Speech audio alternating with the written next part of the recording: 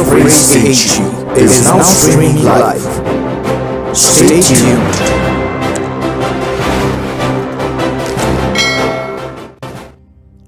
ಒಬ್ಬ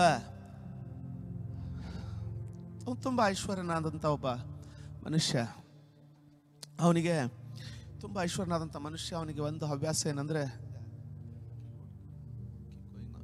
ಆತನಿಗೆ ಒಂದು ಹವ್ಯಾಸ ಏನಂದರೆ, ಆತನು ಅತಿ ಬೆಲೆ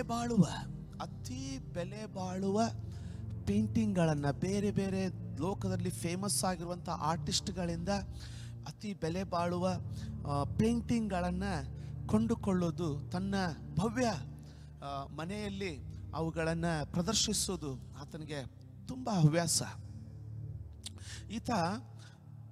ಈತನ ಮಗ ಯೌವನಸ್ಥನಾಗಿ ಬೆಳೆಯುವಾಗ ತಂದೆ ಹಾಗೆ ಅವನು ಸಹ ಅದೇ ಅಭ್ಯಾಸವನ್ನು ಕಲೆ ಹಾಕ್ಕೊಂಡ. ತಂದೆ ಯೌವನಸ್ಥ ಮಗನ ತನ್ನ ಹವ್ಯಾಸವನ್ನು ಆತನು ಅಳವಡಿಸಿಕೊಂಡು ಅದರಲ್ಲಿ ಹಸಿವೆಯಿಂದ ಬೆಳೆದನ್ನು ನೋಡಿ ಸಂತೋಷಪಟ್ಟು ಇಬ್ಬರು ತಂದೆ ಮಗ ಲೋಕ ತಿರುಗಿ ಯಾಕಂದ್ರೆ ತುಂಬ ಐಶ್ವರ್ಯವಂತನು, ಭವ್ಯವಾದ ಉತ್ತಮವಾದಂಥ ಸುಂದರವಾದ ಪೇಂಟಿಂಗ್ಗಳನ್ನು ಕಲೆಕ್ಟ್ ಮಾಡಿ ಕೆಲವೇ ತಿಂಗಳಲ್ಲಿ ಇಡೀ ಮನೆ ತುಂಬ ಪೇಂಟಿಂಗ್ಗಳನ್ನು ಕಲೆಕ್ಟ್ ಮಾಡಿದ್ದಾರೆ. ಒಂದು ದಿನ ಆ ದೇಶದ ಮೇಲೆ ಒಂದು ದೊಡ್ಡ ಯುದ್ಧದ ಸಂಭವ ಆಗಿ ಆ ದೇಶದ ಸರ್ಕಾರ ಒಂದು ಕಾನೂನನ್ನು ಹೊರಡಿಸ್ತು. ಏನಂದರೆ, ಅತಿ ಕಠಿಣ ಸಮಯದಲ್ಲಿರೋದ್ರಿಂದ ಯವನಸ್ಥರೆಲ್ಲರೂ ಒಂದು ಯುದ್ಧಕ್ಕೋಸ್ಕರ ಸೇನೆಯಲ್ಲಿ ಸೇವೆ ಮಾಡಬೇಕೆಂಬುದಾಗಿ ಗೌರ್ಮೆಂಟ್ನವರು ಕಾನೂನನ್ನು ಹಾಕಿದ್ರು. ಸೊ ಈ ಯವ್ವನ ಮಗ ಒಂದು ಸೇನೆಯಲ್ಲಿ ಕೆಲಸ ಮಾಡೋದಕ್ಕಾಗಿ ತೆರಳುತ್ತಾನೆ. ಅಲ್ಲಿ ಆತನು ಹೋಗಿ ಕೆಲವೇ ದಿನಗಳಲ್ಲಿ ತಂದೆಗೆ ಒಂದು ನ್ಯೂಸ್ ಬರ್ತದೆ. ಏನಪ್ಪ ಅಂದ್ರೆ, ಟೆಲಿಗ್ರಾಮ್ ಬರ್ತದೆ. ಏನಪ್ಪ ಅಂದರೆ, ಅವನ ಮಗ ಒಬ್ಬ ಗಾಯಗೊಂಡ ಸೈನಿಕನನ್ನು ಹೊತ್ತುಕೊಂಡು ವೈದ್ಯಕೀಯ ಟೆಂಟಿಗೆ ತಗೊಂಡುಕೊಂಡು ಹೋಗ್ತಾ ಇರುವಾಗ, ಅಂದರೆ ಯುದ್ಧ ಭೂಮಿಯಲ್ಲಿ, ಯುದ್ಧ ರಂಗದಲ್ಲಿ ಗಾಯಗೊಂಡಂಥ ಒಬ್ಬನನ್ನು ಬದುಕಿಸ್ಲಿಕ್ಕೆ ಹೊತ್ತುಕೊಂಡು ಆತನು ಹೋಗ್ತಾ ಇರುವಾಗ ಅವನು ಆತನಿಗೆ ಗುಂಡು ಬಡಿದು, ವೈರಿಯ ಗುಂಡು ಅವನಿಗೆ ಬಡಿದು ಅವನು ಸ್ಥಳದಲ್ಲಿಯೇ ಮೃತಪಟ್ಟ ಅಂತ. ಅದನ್ನು ಕೇಳಿ ತಂದೆಗೆ ತುಂಬ ಮನಸ್ಸಿಗೆ ನೋವಾಗಿ, ಅದೇ ನೋವಲ್ಲಿ ತನ್ನ ದಿನಗಳನ್ನು ಮಗನ ನೆನಪಿನಲ್ಲಿ ಕಳೀತಾ ಆತನು ಒಂದು ಡಿಪ್ರೆಷನ್ನಲ್ಲಿ, ಒಂದು ನಿರಾಶೆಯಲ್ಲಿ ಜೀವಿತನ ಕಳೀತಾ ಇರ್ತಾನೆ. ಕೆಲವು ತಿಂಗಳುಗಳು ಉರುಳು ಹೋದ ನಂತರ ಒಂದು ದಿನ ಬೆಳಗಿನ ಜಾವ ಯಾರೋ ಮನೆ ಬಾಗಿಲನ್ನು ತಟ್ತಾ ಇದ್ದಾರೆ. ಸೇವಕರು ಹೋಗಿ ಮನೆ ಬಾಗಿಲನ್ನು ತೆಗೆದ್ರೆ ಒಬ್ಬ ಯವನಸ್ಥನು ಅಲ್ಲಿ ನಿಂತ್ಕೊಂಡಿದ್ದಾನೆ. ತನ್ನ ಕೈಯಲ್ಲಿ ಒಂದು ಸುರುಳಿ.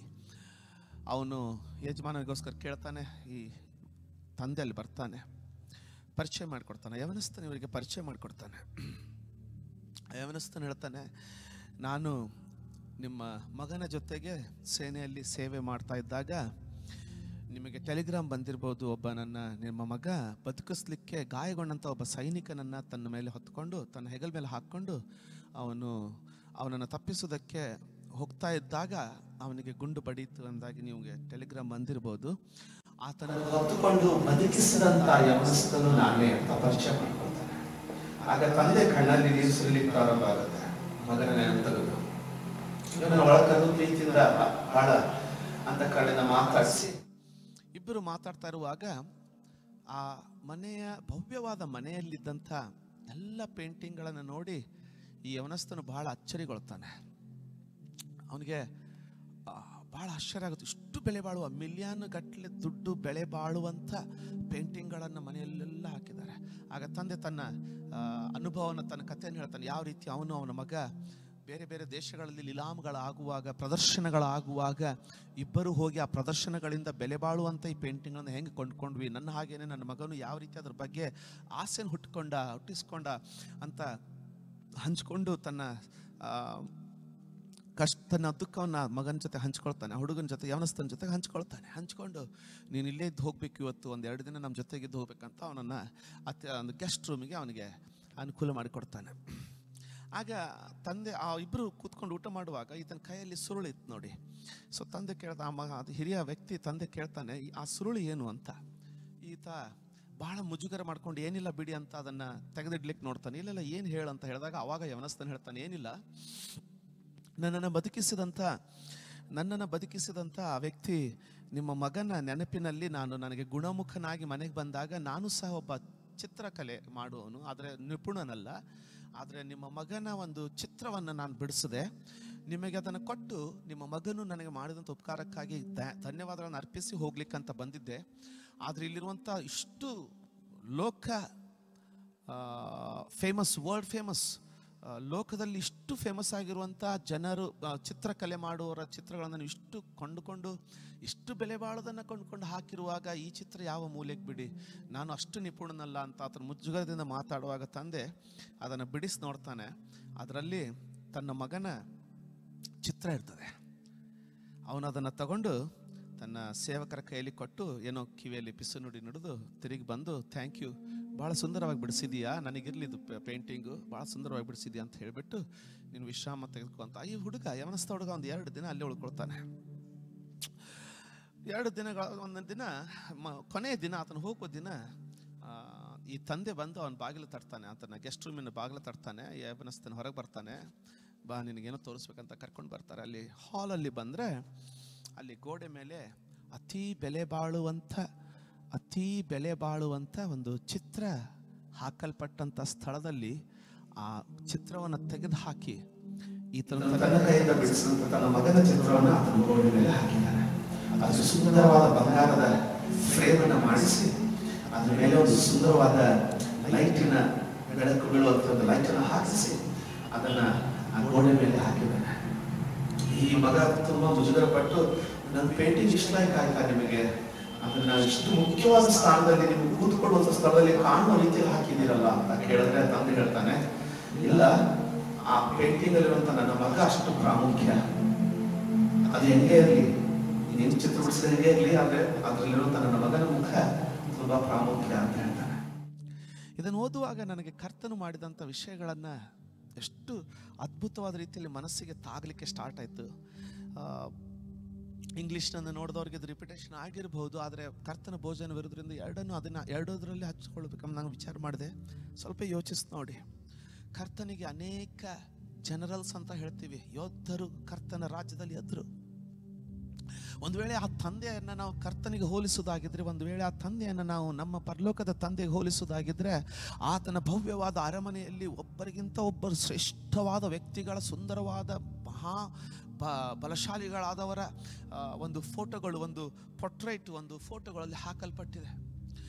ಅದರಲ್ಲಿ ಮೋಶೆಯ ಚಿತ್ರವಿರಬಹುದು, ಶ್ರೇಷ್ಠ ವ್ಯಕ್ತಿಗಳು, ಮೋಶೆಯ ಚಿತ್ರ, ಅವನಿಗಂತಲೂ ಶ್ರೇಷ್ಠವಾದ ದಾವೀದನ ಚಿತ್ರ. ಆದರೆ ಅದೆಲ್ಲದರ ಮಧ್ಯದಲ್ಲಿ ಕ್ರಿಸ್ತೇಸುವಿನ ಪುನರುತ್ಥಾನದ, ಕ್ರಿಸ್ತೇಸುವಿನ ಕ್ರೂಜೆ ಮೇಲೆ ಸುರಿದಂಥ ರಕ್ತದ, ಕ್ರಿಸ್ತೇಸುವಿನ ಚಿತ್ರವಾದ ದೇಹ, ಕ್ರೂಜೆ ಮೇಲೆ ಮನುಷ್ಯರಿಗೋಸ್ಕರ ಚಿತ್ರವಾದಂತಹ ದೇಹದ ಚಿತ್ರವನ್ನ ಅಲ್ಲಿಡೋದಾಗಿದ್ರೆ ಯಾವ ಚಿತ್ರವೂ ಅದಕ್ಕೆ ಹೋಲಿಕೆ ಆಗ್ಲಿಕ್ಕೆ ಸಾಧ್ಯ ಇಲ್ಲ.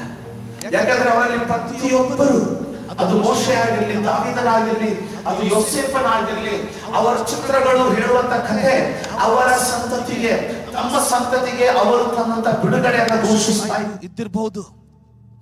ಆದರೆ ಕ್ರಿಸ್ತೇಸುವಿನ ಆ ಕ್ರೂಜೆಯ ಚಿತ್ರ, ಕ್ರಿಸ್ತೇಸುವಿನ ಪುನರುತ್ಥಾನದ ಚಿತ್ರ, ಕರ್ತನ ಮನೆಯಲ್ಲಿ ಬರೀ ಒಂದು ಸಂತತಿಯನ್ನು, ತನ್ನ ಸಂತತಿಯಲ್ಲಿ ಮಾತ್ರ ಬಿಡುಗಡೆ ಕೊಟ್ಟದ್ದನ್ನು ಸಾರ್ ಹೇಳ್ತಾ ಇಲ್ಲ.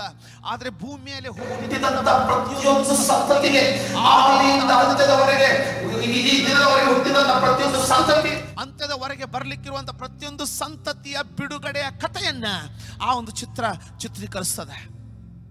ದಾವೀದನ ಚಿತ್ರವನ್ನು ನೋಡುವುದಾಗಿದ್ರೆ, ಆತನು ತನ್ನ ಸಂತತಿಯಲ್ಲಿ ಒಬ್ಬ ಗೋಲಾಯತನನ್ನ ಆತನು ಕೊಂದು ತನ್ನ ಸಂತತಿಯನ್ನ ಬದುಕಿಸಿರುವ ಮಾತನ್ನದು ಮಾತನಾಡಬಹುದು. ಆದರೆ ಕ್ರಿಸ್ತೇಸುವಿನ ಚಿತ್ರ, ಕ್ರಿಸ್ತೇಸುವಿನ ಪೊರ್ಟ್ರೇಟ್, ಅದು ಇಡೀ ಇನ್ನು ಸಂತಾನಗಳನ್ನು ಸಹ 2000 ವರ್ಷಗಳ ಹಿಂದೆಯೇ ತನ್ನನ್ನು ನಂಬುವವರಿಗಾಗಿ ಕ್ರೂಜೆ ಮೇಲೆ ಬಿಡುಗಡೆ ಮಾಡಿದಂತ ಕಥೆಯನ್ನು ಹೇಳುವಂತದ್ದಾಗಿದೆ. ಶ್ರೇಷ್ಠವಾದ ಚಿತ್ರ. ಆ ಚಿತ್ರ ನಮ್ಮ ಅದು ನಾನು ಹೇಳ್ತಾ ಇರೋ ಹಾಗೆ ನಿಮ್ಮ ಮನೆಗಳಲ್ಲಿ ಫೋಟೋ ಹಾಕಿರುವಂತ ಚಿತ್ರಗಳ ಬಗ್ಗೆ ಮಾತಾಡ್ತಾ ಇಲ್ಲ. ನಿಜವಾದ ಯೇಸು ಸ್ವಾಮಿ, ನಿಜವಾದ ಕ್ರಿಸ್ತ ಯೇಸುವಿನ ಹೃದಯದ ಚಿತ್ರ, ಕರ್ತನ ಆಲಯದಲ್ಲಿ, ಕರ್ತನ ಮಂದಿರದಲ್ಲಿ, ಕರ್ತನ ಅರಮನೆಯಲ್ಲಿ ಯೋಚಿಸಿಕೊಳ್ಳುವುದಾಗಿದ್ರೆ, ಕಲ್ಪಿಸಿಕೊಳ್ಳುವುದಾಗಿದ್ರೆ ಅದರ ವಿಷಯ ಹೇಳ್ತಾ ಇದ್ದೀನಿ. ಈ ಚಿತ್ರ ತನ್ನ ಸಂತತಿಯ ಬಿಡುಗಡೆ ಮಾತ್ರ ಸಾರಿ ಹೇಳ್ತಾ ಇಲ್ಲ. ಈ ಚಿತ್ರ ಪ್ರತಿಯೊಂದು ಸಂತತಿಗೆ ಉಂಟಾದಂತ ಬಿಡುಗಡೆನ ಸಾರಿ ಸಾರಿ ಹೇಳುವಂತ ಚಿತ್ರ. ಅಲ್ಲಿರುವಂತ ಯಾವುದೇ ಚಿತ್ರವನ್ನು ತೆಗೆದುಕೊಳ್ಳೋದು, ದಾವೀದನ ಚಿತ್ರವಾಗಿರ್ಬೋದು, ಮೋಶೆ ಚಿತ್ರವಾಗಿರ್ಬೋದು, ಯೋಸೆಫನ ಚಿತ್ರವಾಗಿರ್ಬೋದು, ಅದು ಒಂದಲ್ಲ ಒಂದು ದಿನ ಒಂದು ತಮ್ಮ ಸಫಲತೆಯೊಂದಿಗೆ ಸೋತು ಹೋದಂತ, ಬಿದ್ದು ಹೋದಂತ ಕಥೆಗಳನ್ನು ಹೇಳುವಂತ ಚಿತ್ರದಾಗಿರ್ತದೆ. ಆದ್ರೆ ಕ್ರಿಸ್ತೇಸುವಿನ ಚಿತ್ರ ಅದು ತನ್ನ ಕಥೆಯಲ್ಲಿ, ತನ್ನ ಕ್ರಿಸ್ತೇಸುವಿನ ಚಿತ್ರದಲ್ಲಿ ಸೋಲುವಿಕೆಯ ಮಾತೇ ಇಲ್ಲದಂತ ಶ್ರೇಷ್ಠವಾದ ಚಿತ್ರವದು. ಬೇರೆ ಯಾವ ಚಿತ್ರಗಳಲ್ಲಿ ಮಾನುಷಿಕ ಬಲಹೀನತೆಗಳು ಸಹ ಬಿಡಿಸಲ್ಪಟ್ಟಿದೆ. ಆದ್ರೆ ಈ ಚಿತ್ರದಲ್ಲಿ ಮನುಷ್ಯನಾಗಿ ಹುಟ್ಟಿದರೂ ಸಹ ಯಾವುದೇ ಮಾನುಷಿಕ ಬಲಹೀನತೆಗೆ ಬಗ್ಗದಂತ ಮನುಷ್ಯನ ಚಿತ್ರವದು. ಎಲ್ಲಾ ವಿಷಯಗಳಲ್ಲಿ ಇವರಂತೆ ಶೋಧಿಸಲ್ಪಟ್ಟರು, ಪಾಪ ಮಾತ್ರ ಮಾಡಲೇ ಇಲ್ಲದಂತ ಏಕೈಕ ಪರಿಪೂರ್ಣನಾದಂತ ಮನುಷ್ಯನ ಚಿತ್ರವದು. ಅದಕ್ಕೆ ಆ ತಂದೆ ಹಾಗೆ ಅದನ್ನ ಉತ್ತಮವಾದ, ಅದಕ್ಕೆ ಆತನಿಗೆ ಪುನರುತ್ಥಾನದಲ್ಲಿ ಪ್ರಥಮ ಫಲವಾದವನು ಎಂಬುದಾಗಿ ಆತನನ್ನು ಚಿತ್ರಿಸಿದ್ರು. ಶಾರೋನಿನ ಗುಲಾಬಿ ಎಂಬುದಾಗಿ ಆತನನ್ನು ಚಿತ್ರಿಸಿದ್ರು. ಸುಂದರರಲ್ಲಿ ಅತಿ ಸುಂದರನು, 10,000ರಲ್ಲಿ ಸುಂದರನು ಎಂಬುದಾಗಿ ಅವನನ್ನು ಚಿತ್ರಿಸಿದ್ರು. ಕಾರಣ ಆ ಚಿತ್ರದಲ್ಲಿ, ಆ ಒಂದು ಪುಟದಲ್ಲಿ, ಆ ಒಂದು ಮುಖದಲ್ಲಿ ಸೋಲುವಿಕೆ ಅನ್ನೋದಿಲ್ಲ. ಸೈತಾನನ ಸಕಲ ಸಂಗತಿಗಳನ್ನು ನಾಶ ಮಾಡಿ, ಲಯ ಮಾಡಿ, ಸಂಪೂರ್ಣವಾಗಿ ಸೋಲಿಸಿದ ಚಿತ್ರವದು. ಕ್ರೂಜೆ ಮೇಲೆ ಶರೀರ ಛಿದ್ರವಾಗದಾಗ್ಯೂ ಸಹ ಅದೇ ದಿನ ನರಕದ ಪಾತಾಳಕ್ಕಿಳಿದು ಲಕ್ಷಾನುಗಟ್ಲೆ, ಕೋಟ್ಯಾನುಗಟ್ಲೆ ಆತ್ಮಗಳನ್ನ, ಸುವಾರ್ತೆಯನ್ನ ಸಾರಿ ಬಿಡುಗಡೆ ಮಾಡಿದಂತ ಚಿತ್ರವದು. 3ನೇ ದಿನದಲ್ಲಿ ಸತ್ತೊಳಗಿಂದ ಜಯಶಾಲಿಯಾಗಿ ಎದ್ದು ಬಂದಂತ ಚಿತ್ರವದು. ಇವತ್ತು ಕರ್ತನ ಭೋಜನದಲ್ಲಿ ಪಾಲ್ಗೊಳ್ಳುವಾಗ ಆ ಒಂದು ಕರ್ತನ ಯೇಸುವಿನ ತ್ಯಾಗದ ಬಗ್ಗೆ ಮುಂಚೆ ತಿಳಿಸಿದಂತ ಕೆಲವೊಂದು ವಿಷಯಗಳನ್ನ ತಿರುಗಿ ನಾನು ಪುನರಾವರ್ತಿಸಿ ಅವುಗಳನ್ನ ಬೇಗನೆ ನಿಮ್ಮ ಜೊತೆಗೆ ಹಂಚಿಕೊಂಡು, ಕರ್ತನ ಭೋಜನದಲ್ಲಿ ನಾವು ಇಲ್ಲಿ ಪಾಲ್ಗೊಳ್ಳುವಾಗ ನೀವು ಸಹ ನಮ್ಮ ಜೊತೆಗೆ ರೊಟ್ಟಿ ಮುರಿದು ಪಾಲ್ಗೊಳ್ಳಿಕ್ಕೆ ಆಗುವಂತೆ ಅದನ್ನು ಹಂಚಿಕೊಳ್ಳಲಿಕ್ಕೆ ಪ್ರಯತ್ನ ಮಾಡ್ತೀನಿ. ದಯವಿಟ್ಟು ಈ ವಾಕ್ಯಗಳನ್ನು ಕೇಳಿ. ಮೊದಲನೇದಾಗಿ ಯೇಸು ಸ್ವಾಮಿ ಮೊದಲನೇ ಕೊರಿಂಥದವರ ಬರೆದ ಪತ್ರಿಕೆ ಅದರ 11ನೇ ಅಧ್ಯಾಯ ದಯವಿಟ್ಟು ತಿರುಗಿಸ್ಬೇಕಂತ ಕೇಳ್ಕೊಳ್ತೇನೆ.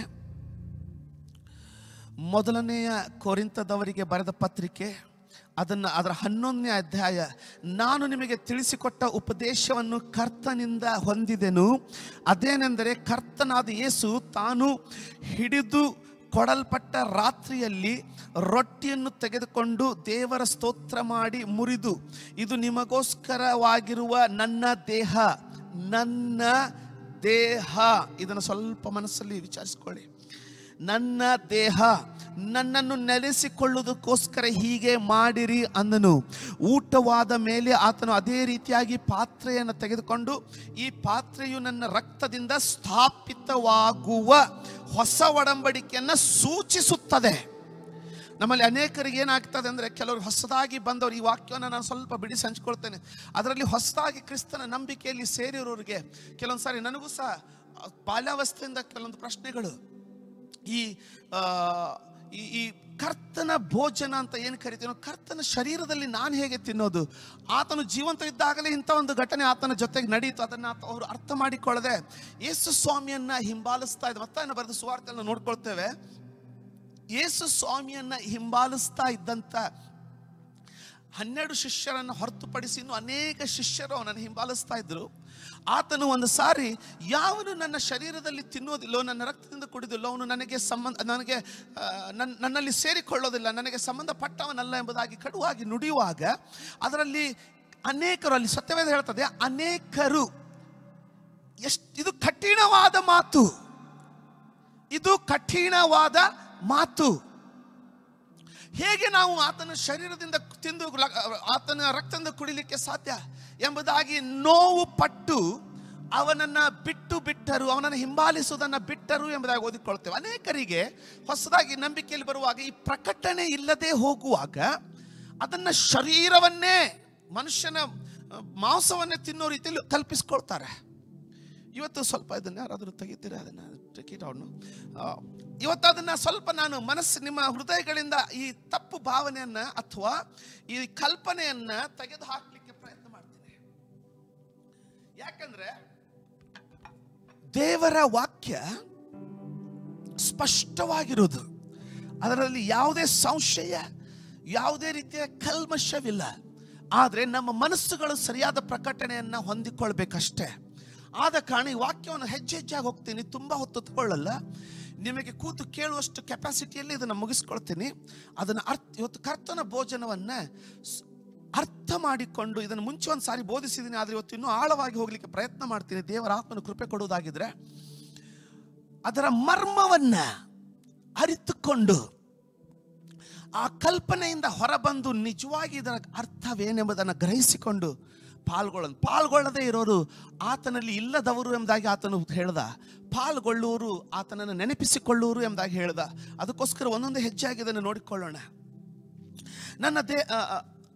ಊಟವಾದ ಮೇಲೆ ಆತನು ಅದೇ ರೀತಿಯಾಗಿ ಪಾತ್ರೆಯನ್ನು ತೆಗೆದುಕೊಂಡು, ಈ ಪಾತ್ರೆಯು ನನ್ನ ರಕ್ತದಿಂದ ಸ್ಥಾಪಿತವಾಗುವ ಹೊಸ ಒಡಂಬಡಿಕೆಯನ್ನು ಸೂಚಿಸುತ್ತದೆ. ಈ ಪಾತ್ರೆಯು ನನ್ನ ರಕ್ತದಿಂದ ಸ್ಥಾಪಿತವಾಗುವ ಅಂದ್ರೆ ಕ್ರೂಜೆ ಮೇಲೆ ರಕ್ತವನ್ನು ಸುರಿಸಿದ ನಂತರ ಒಂದು ಹೊಸ ಒಡಂಬಡಿಕೆ ಸ್ಟಾರ್ಟ್ ಆಯಿತು, ಪ್ರಾರಂಭವಾಯಿತು. ಹಳೆ ಒಡಂಬಡಿಕೆ ಮುಗಿದು ಹೊಸ ಒಡಂಬಡಿಕೆ ಅಂದ್ರೆ ಅಗ್ರಿಮೆಂಟ್, ದೇವರಿಗೂ ಮನುಷ್ಯನಿಗೂ ಆದಂತ ಒಪ್ಪಂದ.